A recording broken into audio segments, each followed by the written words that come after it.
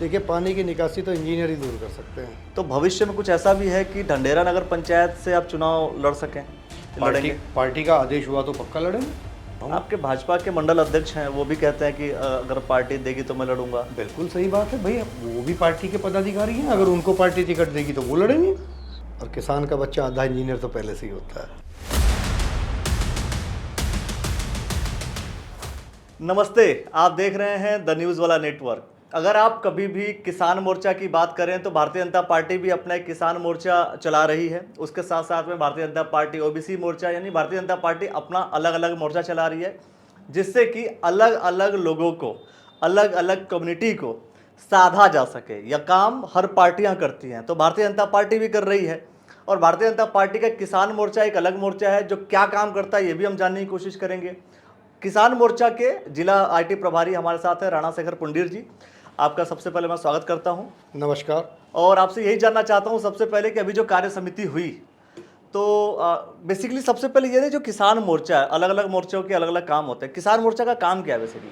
देखिए, किसान मोर्चा जो है किसानों के हितों की सुरक्षा के लिए किसी भी राजनीतिक दल का एक अभिन्न अंग है जी। किसानों के लिए जो प्रदेश सरकार, राज्य सरकार की और जो हमारी केंद्र सरकार की योजनाएं हैं, उन योजनाओं को किसानों तक पहुंचाना और उनको दिलवाना जी। ये किसान मोर्चे का एक प्रमुख काम है। देखिए, भारत जो है कृषि प्रधान देश है। हमारे बीच में जाति वर्ण अगर छोड़ दें, अगर हम व्यवसाय की बात करें तो सबसे ज़्यादा लोग किसान हैं। और हम लोग जो हैं उन किसानों के साथ में जुड़ के उनकी किसी भी तरीके की जो समस्या है वो किसानों तक, सरकार को अवगत कराते हैं। जो किसानों के लिए गवर्नमेंट ने स्कीम्स बनाई हैं वो हम उन लोगों को बताते हैं और उन लोगों को दिलवाने का पूरा प्रयास करते हैं। जैसे अभी अतिवृष्टि की वजह से हमारी फसलें काफ़ी ख़राब हुई हैं, तो हम लोगों ने उस चीज़ का अपनी टीम के साथ में मिलके एक निरीक्षण किया और फिर हमने अपने अध्यक्ष जी को उस चीज़ के बारे में अवगत कराया कि भाई इतना नुकसान किसानों का लगभग हुआ है। करेक्ट। तो उस संदर्भ में हमारे अध्यक्ष जी ने हमारे प्रदेश अध्यक्ष जी के माध्यम से हमारे मुख्यमंत्री जी को उस चीज़ पे अवगत कराया कि देखिए हमारे यहाँ पे अतिवृष्टि हुई है, तो हमारे किसानों का इतना नुकसान हुआ, तो आप इनके बारे में कुछ सोचिए। तो किसानों के हित में काम करने के लिए, किसानों के हित की अगर हम बात करें तो ऐसे बहुत सारे किसान हैं जो कि सरकार के खिलाफ बैठ जाते हैं। देखिए वो तो हर किसी का संवैधानिक वो है। हाँ, तो किसान अधिकार है। अगर सरकार के खिलाफ बैठ रहा है तो इसका मतलब यह है कि सरकार किसान के लिए सच में उतना बेहतर सुविधा नहीं दे पा रही है। देखिए, आप ना इस चीज़ के बारे में अगर थोड़ा सा वो देखेंगे तो हमारी ही सरकार है जिसने केसीसी दिया। अटल जी के टाइम से लेके आगे आप देख लीजिए, केसीसी हम लोगों ने दिया। सूदखोरों के चक्कर में जो हमारे किसान फंस जाते थे उनको बचाने का कार्य हम लोगों ने किया। हमारी सरकार के उसमें अभी हमने श्री अन्न का एक प्रोग्राम स्टार्ट किया, मोटा अनाज। श्री अन्न हमने उसका नाम दिया मोटा अनाज। मोटा अनाज से हमारे स्वास्थ्य भी अच्छा रहता, मोटा अनाज से किसानों की इनकम भी अच्छी रहती है। कल हमारे प्रदेश अध्यक्ष जी ने एक बात कही है कि आने वाला समय किसान का है। और आज देखिए, डेट तो हम नहीं कह सकते 10 साल बाद हो या 15 साल बाद हो या 5 साल बाद हो, लेकिन सबसे ज़्यादा धनाढ्य व्यक्ति अगर कोई होगा भविष्य में तो हमारा किसान होगा। और उसके लिए हमारी सरकार केंद्र से लेकर राज्य सरकार तक निरंतर प्रयास कर रही है। अच्छा, एक सवाल है कि जैसे मान लीजिए आप अभी तक जो मैक्सिमम जो आप रहे हैं वो भारत से बाहर रहे हैं और आपने जो काम किया है वो अलग फील्ड में काम किया है, तो अब मैं कह रहा हूँ आप किसान मोर्चा में हैं, कैसे जस्टिफाई करेंगे? अभी मैं बताता हूँ आपको। देखिए, मैं भारत से बाहर जो है 5 साल रहा हूँ। हाँ। मैं आपको अपना परिचय दूँ, मैं इंजीनियर हूँ, एंटरप्रेन्योर हूँ, एजुकेशनिस्ट हूँ और फार्मर हूँ। मैं भाजपा का सक्रिय कार्यकर्ता आज से नहीं हूँ, जब से मैंने वोट डालने स्टार्ट किया 18 साल की उम्र से।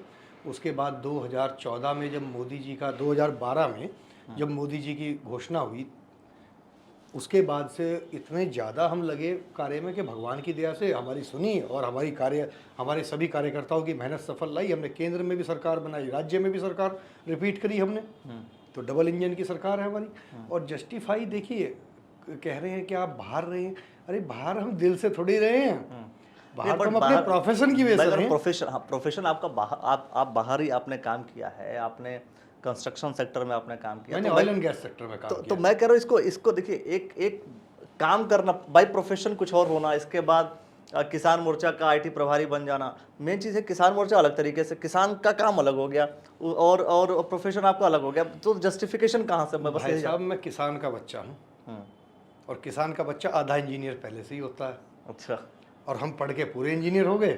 किसान का बच्चा हूँ और अपने खेत में आज भी काम करता हूँ, मेरा खुद का बागवानी का भी काम है, कृषि का भी काम है, और बचपन से लगे हुए हैं। तो किसानों की मूलभूत जो प्रॉब्लम है उसको मैं बचपन से जानता हूँ। चलिए, अगर मेरे पिता ने तो मुझे किसानी करके ही पढ़ा लिखा के इंजीनियर बनाया। एक सेगमेंट्स की हम बात करें, ढंढेरा में अब आप आकर के फिर आप बहुत सारी चीज़ों को कर रहे हैं। किसान मोर्चा का अब जाहिर सी बात है, आपको आईटी प्रभारी बनाया गया, तो एक्टिविटीज़ में पार्टिसिपेट कर रहे हैं आप, कार्य समिति भी आपकी हुई। मेरा ये सवाल है कि क्या ढंढेरा, अभी नगर पंचायत भी बनी है, तो भविष्य में कुछ ऐसा भी है कि ढंढेरा नगर पंचायत से आप चुनाव लड़ सकें? लड़ेंगे? पार्टी का आदेश हुआ तो पक्का लड़ेंगे। अच्छा, ये लड़ेंगे, ये सोच कर आए हैं या सोच करके बिल्कुल आप? देखिए, लड़ेंगे सोच कर नहीं आए, पार्टी में है तो पार्टी के आदेश का पालन किया जाएगा। पार्टी जिसको जो जिम्मेदारी देती है, मुझे आईटी की जिम्मेदारी है तो मैं आईटी की जिम्मेदारी पूरी बखूबी निभाऊंगा किसान मोर्चा में। पार्टी मुझे जो भी जिम्मेदारी देगी मैं उस जिम्मेदारी को बखूबी निभाऊंगा। आपके भाजपा के मंडल अध्यक्ष हैं, वो भी कहते हैं कि अगर पार्टी देगी तो मैं लड़ूंगा। बिल्कुल सही बात है भैया, वो भी पार्टी के पदाधिकारी हैं, अगर उनको पार्टी टिकट देगी तो वो लड़ेंगे। नहीं, मतलब लड़ने की इच्छा तो आपकी है ना? लड़ने की इच्छा तो हर कार्यकर्ता की है। हाँ भाई, भाजपा ही एक ऐसी पार्टी है जिसमें एक चाय वाला प्रधानमंत्री बनता है। हाँ, हमारी पार्टी में कोई सोने की चम्मच लेके पैदा हुआ नहीं है। हमारा तो नीचे का कार्यकर्ता किस दिन ऊपर वहां मंच पे बैठ जाए वो पता नहीं। चलिए, मतलब ये है कि अगर ढंढेरा नगर पंचायत से अगर आपको बीजेपी टिकट देती है तो चुनाव लड़ेंगे। बिल्कुल, पार्टी के आदेश का पालन होगा। किन किन स्थितियों परिस्थितियों को लेकर के लड़ेंगे, किन मुद्दों को लेकर के लड़ेंगे? देखिए, मुद्दे ना इलेक्शन में अलग अलग हो सकते हैं, लेकिन ढंढेरा नगर पंचायत का सबसे बड़ा एक ही मुद्दा है, पानी की निकासी। बहुत टाइम से सभी प्रयास कर रहे हैं, पुराने भी नए भी सभी प्रयास कर रहे हैं। इस चीज़ को जो है रिजॉल्व करना बहुत ज़रूरी है। पानी की निकासी अगर हमारे क्षेत्र की सुधर जाए तो हमारे क्षेत्र से सुंदर क्षेत्र हमारे क्षेत्र में इसमें नहीं होगा किसी भी चीज़ में।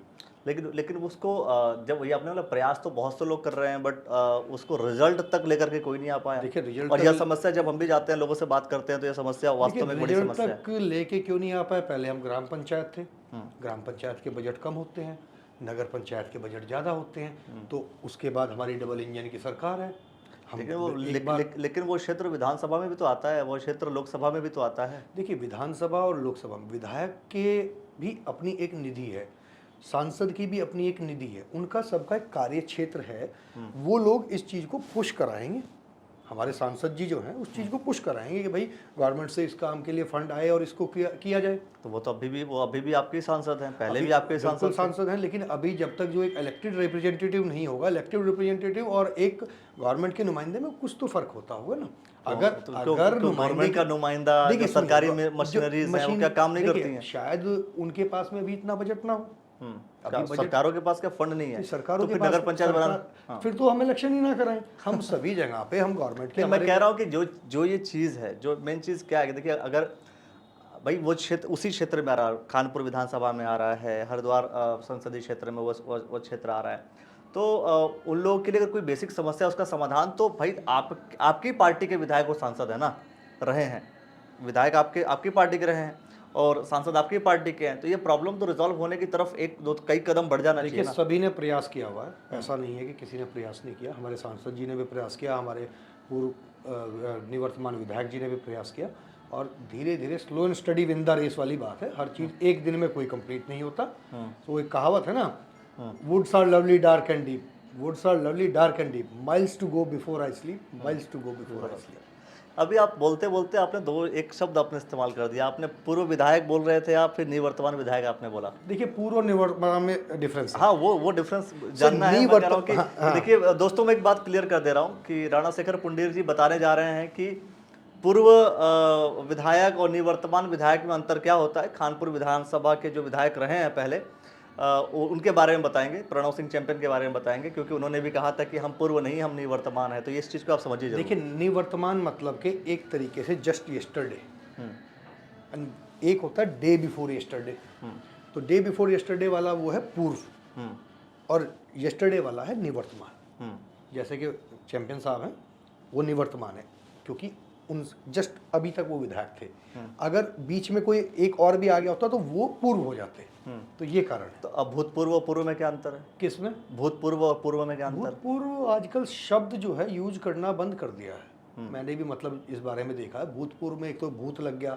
अच्छा, वो थोड़ा सा शायद आप ये कह लीजिए कि जो लोग गुजर चुके हैं उनके लिए भूतपूर्व की। लेकिन जब निवर्तमान की हम बात करते हैं, जस्ट ये वो चीज़ होती है जो ख़त्म होने वाली है। निवर्तमान खत्म का मतलब इसका टाइम टेन्योर पूरा होने वाला है, उसको हम निवर्तमान नहीं नहीं साहब, जहाँ तक मेरी अंदाजा है जब आपका टेन्योर पूरा हो गया तब आप निवर्तमान है। टेन्योर पूरा हो गया। लेकिन कोई अगर किसी पद पर आ गया, मान लीजिए आप विधायक थे, विधायक के बाद कोई और नया विधायक बन गया जी, तो इसके बाद भी आप निवर्तमान हैं, तब पूर्व हो जाओगे। तो विधायक तो इस समय कानपुर में आ गया ना कोई? नहीं नहीं नहीं नहीं नहीं, विधायक तो कानपुर में कोई आ गया। विधायक कानपुर में आ गया, निवर्तमान विधायक है वो। वर्तमान विधायक हैं हमारे उमेश जी। अच्छा, निवर्तमान विधायक हैं चैंपियन साहब। चलिए दोस्तों, इस चीज़ को लेकर के आप क्या कहते हैं? क्या कुछ आपको समझ में आता है? वो आप कमेंट सेक्शन में अपनी प्रतिक्रिया दीजिए। मैं समझता हूँ कि शेखर जी के साथ हम दोबारा बैठेंगे किसी विषय को लेकर के। जब ये ढंढेरा नगर पंचायत की आपने बात की, तो मैं समझता हूँ कि ढंढेरा नगर पंचायत में भी बैठ करके उस पर डिस्कशन हो सकता है कि आखिर किन और क्या क्या विषय हो सकते हैं, क्या प्लानिंग हो सकती है, क्या क्या माइंड में वो चीज़ है जो सॉल्व करने के लिए, मतलब जो डेडिकेशन चाहिए होता है, वो चीज़ दिखती है नहीं दिखती है। बहुत सारे विषयों को लेकर चर्चा करेंगे सर आपसे। देखिए, पानी की निकासी तो इंजीनियर ही दूर कर सकते हैं आपको मालूम ही है। हाँ, हम लोगों ने ऑयल एंड गैस में काम किया तो सारे ये जो चीज़ें हैं, तो इंजीनियर का एक दिमाग अलग होता है और किसान का बच्चा आधा इंजीनियर तो पहले से ही होता है। तो उसी इंजीनियरिंग के कॉन्सेप्ट को समझने और समझाने के लिए दोस्तों जरूर चर्चा करेंगे। लेकिन जो विषय, जिस विषय पे अभी हमारी चर्चा हुई है, उस विषय के बारे में आप क्या कुछ कहना चाहते हैं और राणा शेखर पुंडीर जी के बारे में आप कुछ क्या कहना चाहते हैं, कमेंट सेक्शन में अपनी प्रतिक्रिया दीजिए और देखते रहिए द न्यूज़ वाला नेटवर्क। सर, आपने जो समय दिया इसके लिए बहुत बहुत धन्यवाद आपका। धन्यवाद साहब।